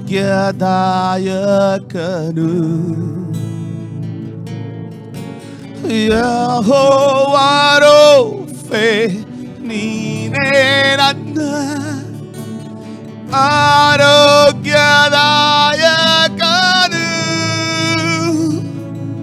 ಆಮೆನ್. ಈ ಹಾಡನ್ನ ಬರೆದಿರುವಂತ ನನ್ನ ಸಹೋದರ ಸ್ಟೀವಿ ಈಗ US ನಲ್ಲಿರ್ತಾರೆ. ನಾವೆಲ್ಲರೂ ಧಾರವಾಡ ಸಭೆಯಲ್ಲಿ ಯವನಸ್ಥರಾಗಿ ಕೂಡಿ ಸೇವೆ ಮಾಡ್ತಾ ಇದ್ವಿ. ದೇವರವ್ರನ್ನ ಆಶೀರ್ವದಿಸಲಿ. I love to give the credit to Stevie who wrote this song. Such an anointed song. ಇಷ್ಟು ಅಭಿಷಿಕ್ತವಾದ ಆರಾಧನೆ ಹಾಡು, ವಾಕ್ಯದ ಪ್ರಕಟಣೆಯಿಂದ ತುಂಬಿದಂಥ ಹಾಡು. ದೇವರು ತನ್ನ ದಾಸನನ್ನು ಆಶೀರ್ವದಿಸಲಿ. ಅವರೆಲ್ಲೇ ಇದ್ರು ದೇವರ ಕೃಪೆ ಅವ್ರನ್ನ ಆವರಿಸಿಕೊಳ್ಳಲಿ. ದಯವಿಟ್ಟು ಇವತ್ತು ನಮ್ಮ ಜೊತೆಗೆ ನೀವು ರೊಟ್ಟಿ ಮುರಿಯುವಾಗ ಇದು ನಿಮ್ಮ ಪರಿಜ್ಞಾನದಲ್ಲಿರಲಿ, ಇದು ನಿಮ್ಮ ಹೃದಯದಲ್ಲಿರಲಿ. ಎಷ್ಟು ಆಸಕ್ತಿಯಿಂದ ಈ ರೊಟ್ಟಿಯನ್ನು ಮುರಿತಾ ಇದ್ದೇನೋ ಅಷ್ಟೇ ಆಸಕ್ತಿಯಿಂದ ಪರಲೋಕದ ರೊಟ್ಟಿಯನ್ನು ನಾನು ತಿನ್ನಬೇಕು. ಆಗಲೇ ಈ ರೊಟ್ಟಿಗೆ ಅರ್ಥವಲ್ಲ ಅನ್ನೋದು ನಿನ್ನ ಮನಸ್ಸನ್ನು ಆವರಿಸಿಕೊಳ್ಳಲಿ. ಇವತ್ತು ಕೊನೆ ಸಂಗತಿಗೆ ಬರ್ತಾ ಇರುವ ಹಾಗೆ ಈ ಯೇಸು ಸ್ವಾಮಿ ಪರಲೋಕದ ಭೂಮಿ ಮೇಲಿದ್ದಂಥ ದೇವದರ್ಶನ ಗುಡಾರಕ್ಕೆ ಅದು ಪ್ರತಿಬಿಂಬ, ಪರಲೋಕದ ನಿಜವಾದ ಗುಡಾರದ ಪ್ರತಿಬಿಂಬ. ದೇವದರ್ಶನ ಗುಡಾರ ಅಂದರೆ ದೇವರ ಆಲಯ. ಅಲ್ಲಿ ನೀನು ಒಳಗಡೆ ಪ್ರವೇಶಿಸ್ತಾ ಇದ್ದಂತೆ ಮೊದಲನೇದಾಗಿ ನಾನು ತಿರುಗಿ ದೇವದರ್ಶನ ಗುಡಾರದ ಬಗ್ಗೆ ಬೋಧನೆಯನ್ನು ಆನ್ಲೈನಲ್ಲಿ ಬಿಡಲಿಲ್ಲ. ಲಾಸ್ಟ್ ಟೈಮ್ ನಮ್ಮ ಸಭೆಯಲ್ಲಿ ಮಾತ್ರ ಕಾನ್ಫರೆನ್ಸ್ ಮಾಡಿದ್ವಿ. ಈಗ ಮಾಡಬೇಕಂತಾಗಿ ನಾನು ಸಿದ್ಧತೆ ಪಡಿಸ್ಕೊಳ್ತಾ ಇದ್ದೀನಿ. ದೇವ್ರ ಕೃಪೆ ಕೊಡೋದಾದರೆ ಬೇಗನೆ ಮಾಡಿಕೊಳ್ಳೋಣ. ಅಲ್ಲಿ ದೇವದರ್ಶನ ಗುಡಾರವನ್ನು ಪ್ರವೇಶಿಸ್ತಾ ಇದ್ದಂಗೆ ಮುಂದೆ ಮೊದಲೇದಾಗಿ ಕಾಣೋದೇನೆಂದರೆ ಯಜ್ಞವೇದಿ. ಆ ಯಜ್ಞವೇದಿಗೆ 4 ಕೊಂಬುಗಳು. ಆ ಯಜ್ಞವೇದಿ ಮೇಲೆ ಏನಾಗುತ್ತೆ ಅಂದರೆ ಪ್ರತಿ ಕುಟುಂಬದವರು ತಮ್ಮ ಪಾಪ ಕ್ಷಮೆಗೋಸ್ಕರ ತಂದಿರುವಂಥ ಕುರಿಮರಿ, ಅದು ಯೇಸು ಸ್ವಾಮಿ ಭೂಮಿಯ ಸಕಲ ಕುಟುಂಬಗಳ ಸಕಲ ಕುಟುಂಬಗಳ ಪಾಪ ನಿವಾರಣೆಗೋಸ್ಕರ ಸಿದ್ಧವಾದಂಥ ಪರಲೋಕದ ಕುರಿಮರಿ. ಅಲ್ಲಿ ಅದು ತರಲ್ಪಟ್ಟು ಅಲ್ಲಿ ಅದನ್ನು ವಧೆ ಮಾಡಿ ಕರ್ತನಿಗೋಸ್ಕರ ಅದನ್ನು ಯಜ್ಞವಾಗಿ ನಾನು ಸಾಯಬೇಕಾದಂಥ ಸ್ಥಳದಲ್ಲಿ ಇದು ನನ್ನ ಪಾಪವನ್ನು ಹೊತ್ಕೊಳ್ತಾ ಇದೆ ಎಂಬುದಾಗಿ ಅದಕ್ಕೂ ಸುಂದರವಾದಂಥ ಅರ್ಥಗಳಿತ್ತು. ಅದನ್ನು ವಧೆ ಮಾಡೋದಕ್ಕಿಂತ ಮುಂಚೆ ಕುಟುಂಬದ ಹಿರಿಯರು ಕುಟುಂಬದವ್ರು ಬಂದು ಆ ಕುರಿ ತಲೆ ಮೇಲೆ ಕೈ ಇಡಬೇಕು. ಆ ಮಹಾಯಾಜಕನು ಕುರಿಮರೆ ತಲೆ ಮೇಲೆ ಕೈ ಇಡೋದು, ಇವರು ಬಂದು ತಮ್ಮ ಕುರಿಮರೆ ತಲೆ ಮೇಲೆ ಕೈ ಇಡೋದು. ಅದರ ಅರ್ಥ ಏನಂದರೆ ನನ್ನ ಪಾಪಗಳನ್ನೆಲ್ಲ ಈ ನಿಷ್ಕಳಂಕವಾದ ಕುರಿ ತನ್ನ ಮೇಲೆ ಹೊತ್ಕೊಳ್ತಾ ಇದೆ ಅಂತ. ನಂತರ ಇವರು ಪಾಪದಿಂದ ಬಿಡುಗಡೆ ಹೊಂದಿದ್ರು. ಆ ಕುರಿಮರಿ ಈಗ ಅವರು ಸಾಯಬೇಕಾದಂಥ ಮರಣವನ್ನು ತಾನು ಸಾಯಬೇಕು, ಅದು ಅಲ್ಲಿ ಅದನ್ನು ವಧೆ ಮಾಡಲ್ಪಡ್ತಾ ಇತ್ತು. ಅದೇ ರೀತಿಯಾಗಿ ಯೇಸು ಅಂದರೆ ಈ ರೊಟ್ಟಿ ಮತ್ತು ದ್ರಾಕ್ಷಾರಸ ಎಂಥ ಬೆಲೆಯಿಂದ ನಿಮ್ಮ ಮನೆಗೆ ಬಂದಿದೆ ಎಂಬುದನ್ನು ನಾನು ಒತ್ತಿ ಹೇಳಲಿಕ್ಕೆ ಪ್ರಯತ್ನ ಮಾಡ್ತಾ ಇದ್ದೀನಿ. ಅದೇ ಯೇಸು ಸ್ವಾಮಿ ನಿನ್ನ ಪಾಪವನ್ನು ತನ್ನ ಮೇಲೆ ಹೊತ್ತುಕೊಂಡು ಕ್ರೂಜೆ ಮೇಲೆ ಆ ಪಾಪವನ್ನು ನಾಶಗೊಳಿಸೋದಕ್ಕಾಗಿ ಆ ಯಜ್ಞವೇದಿಗೆ ದರ್ಶನವಾಗಿದೆ. ಅದನ್ನು ಕೊಲ್ಲಲ್ಪಟ್ಟ ಅದು ವಧೆ ಆದ ನಂತರ ಅದನ್ನು ಯಜ್ಞವೇದಿಯ ಮೇಲೆ ಸುಡೋರು. ಅಂದರೆ ಅದು ಯಜ್ಞ ಅರ್ಪಿಸಲ್ಪಡ್ತು. ಈಗ ಅಂದರೆ ದೇವರಿಗೆ ಮುಟ್ತದೆ ಸುಟ್ಟು ಅದರಿಂದ ಮಾಂಸವನ್ನು, ಅದರ ಕೆಲವೊಂದು ಸುಟ್ಟ ಮಾಂಸವನ್ನು ಅಂದರೆ ರೋಸ್ಟ್ ಆಗಿರುವಂಥ ಮಾಂಸವನ್ನು ಕುಟುಂಬದವರಿಗೆ ಕೆಲವು ಪಾಲು ಅವರಿಗೆ ಕೊಡಲ್ಪಟ್ಟಿತ್ತು. ಅದರಲ್ಲಿ ತಿನ್ನುವಾಗ ಅದರ ಅರ್ಥ ಏನಂತಂದರೆ ಈ ಯಜ್ಞದಲ್ಲಿ ನಾವು ಪಾಲುಗಾರರಾಗಿದ್ದೀವಿ. ಅಂದರೆ ನನ್ನ ಸ್ಥಳದಲ್ಲಿ ಇದು ಸತ್ತು ಈಗ ನಮಗೆ ಬಿಡುಗಡೆ, ಮೋಕ್ಷೆ ಅದು ಮುಂದಿನ ಪಾಪ ಮಾಡುವವರಿಗೆ ಮಾತ್ರ. ಆದರೆ ಈ ಸ್ವಾಮಿ ನಮ್ಮನ್ನು ನಿತ್ಯಕ್ಕೂ ನಮ್ಮನ್ನು ತೊಳೆದು ಹಾಕ್ಬಿಟ್ಟು ಅದರಲ್ಲೆಲ್ಲ ಡೀಟೇಲಾಗಿ ಹೋಗ್ತಾ ಇಲ್ಲ ನಾನು.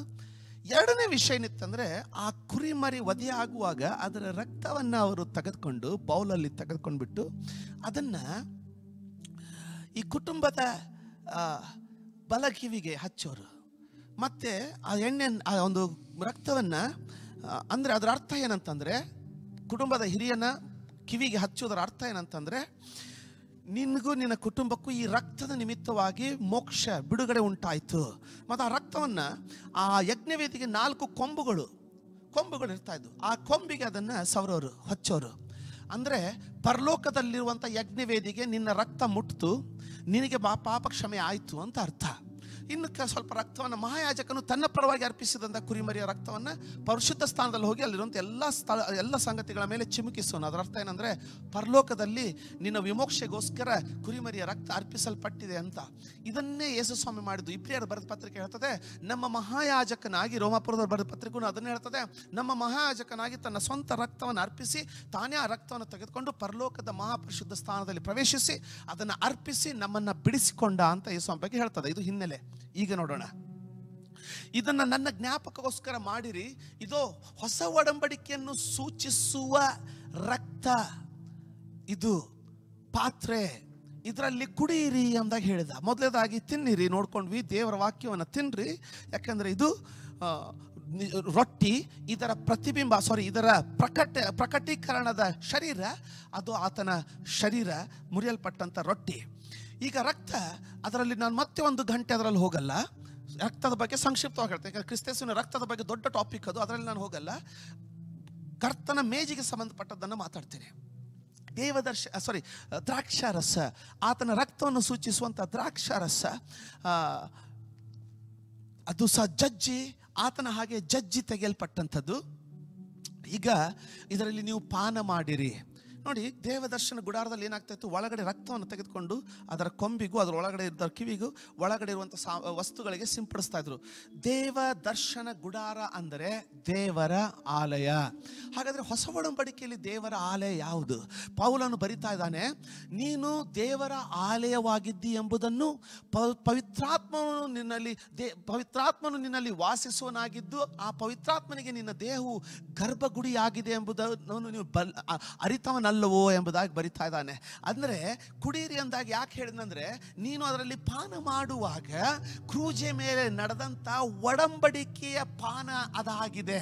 ನೀನು ಆ ಒಡಂಬಡಿಕೆಯ ಭಾಗಿದಾರನಾಗಿ ನಿನ್ನನ್ನು ತೋರಿಸ್ತಾ ಇದ್ದೀಯಾ. ಕಾರಣ, ಈ ದಿನ ಭೂಮಿಯ ಮೇಲೆ ಆ ದೇವ ದರ್ಶನ ಗುಡಾರ ಬೇರೆ ಯಾರೂ ಅಲ್ಲ, ಅದು ನೀನೇ.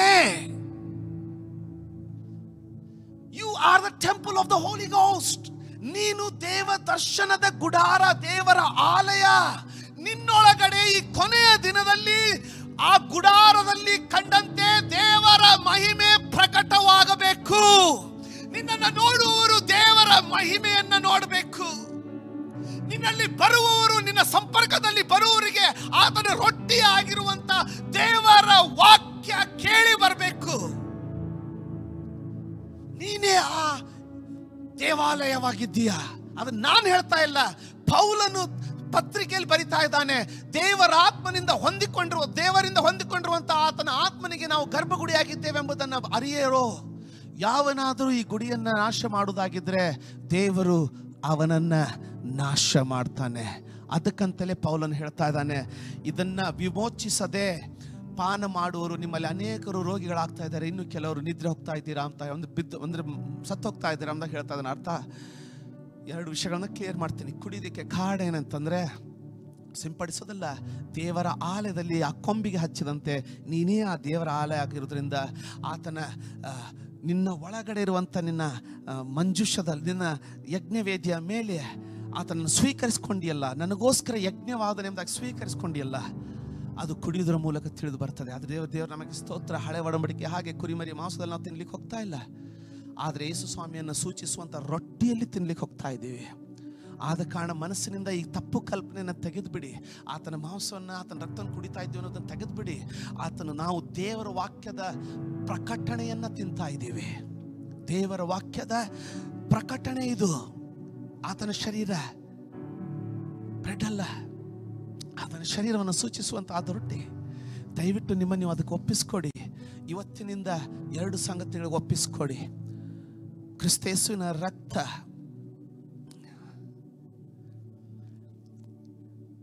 ಆ ರಕ್ತವನ್ನು ಅಸಫಲವಾಗಿ ಮಾಡುವಂಥ ಯಾವುದೇ ಪಾಪವನ್ನು ನನ್ನ ಜೀವನದಲ್ಲಿ ನಾನು ಇಟ್ಟುಕೊಳ್ಳಲ್ಲ ಎಂಬುದನ್ನು.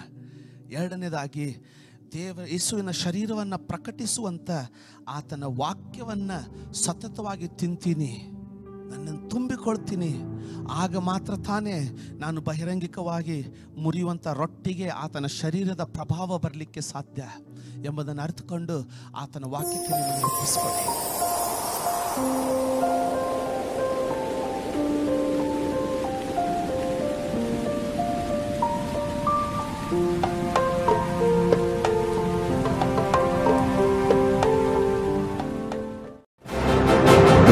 bless you and keep you for hearing His word.